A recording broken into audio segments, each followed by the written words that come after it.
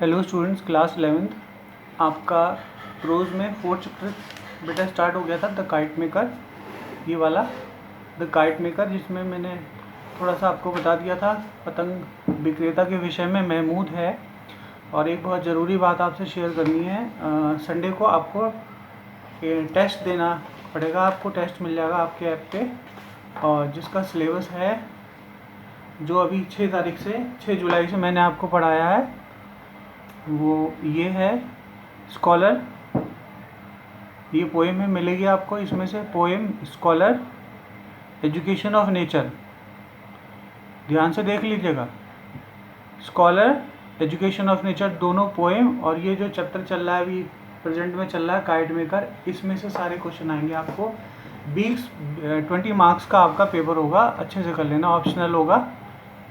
तो अच्छे से वीडियो देखेंगे, बार बार वीडियो देखेंगे तभी आपको पेपर समझ में आएगा। तो वीडियो फिर से देखिएगा। तो चलिए आगे चैप्टर शुरू करते हैं। संडे को मिल जाएगा आपको फर्स्ट, सुबह हो या शाम को तैयारी रखना पूरी आप। तो चलिए चैप्टर शुरू करते हैं। तो यहाँ तक देख लिया कि वो ग्रैंड मदर को प्यार करके चला जाता बच्चा। आगे I will not lose one, क्योंकि नई किताब दे दी थी, नई पतंग दे दी थी दादा ने अपने नाती को। I will not lose this one, ये नहीं खोऊंगा मैं ये नहीं खोऊंगा। ही सेड, उसने कहा, this kite will fly like a bird, ये पतंग एक चिड़िया की तरह उड़ेगी। And he turn on his heel, और वो वापस अपने एड़ी पर आया, उचका था ना, पंजों पर उचका था, वापस एड़ी पर आया। And skipped out of the courtyard, और उछलता हुआ आंगन से निकलता है, चला जाता है। The old man remain dreaming in the sun, वो बूढ़ा व्यक्ति वापस सूर्य की रोशनी में अपने सपने देखने लगा, दिन के सपने।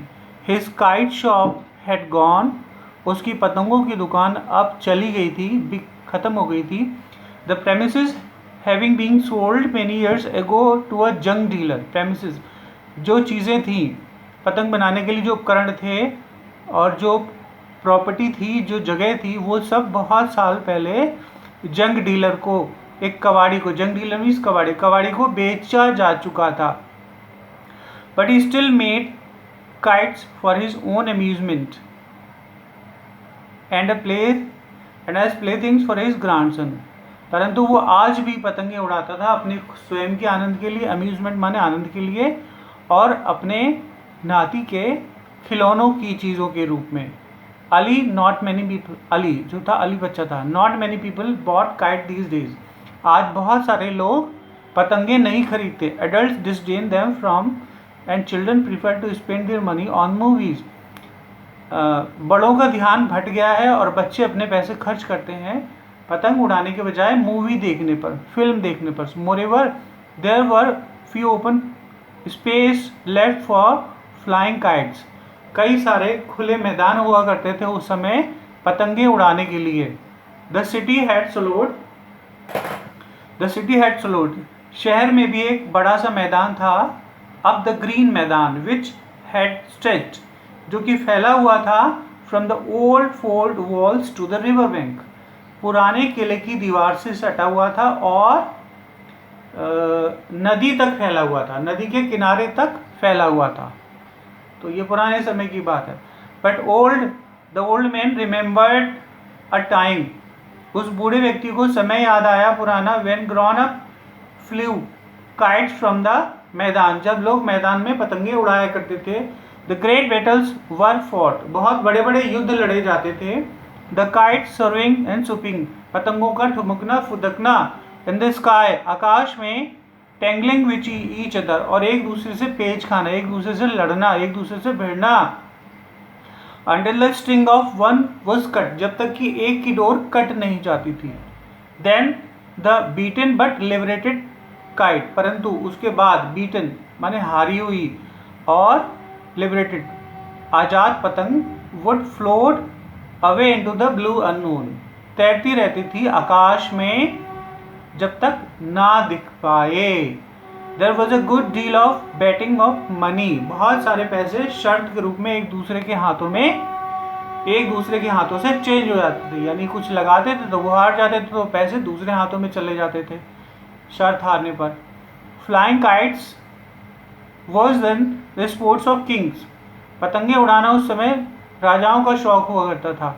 द ओल्ड मैन रिमेंबर्ड, बूढ़े व्यक्ति को याद आया, how the nawab himself would come down to the river bank, कि किस तरह से नवाब खुद नदी के किनारे आ जाया करते थे, विथ हिज रूटीन, अपने दैनिक कार्यों से निपट कर, to join this noble pastime, इस अच्छे समय को व्यतीत करने के लिए।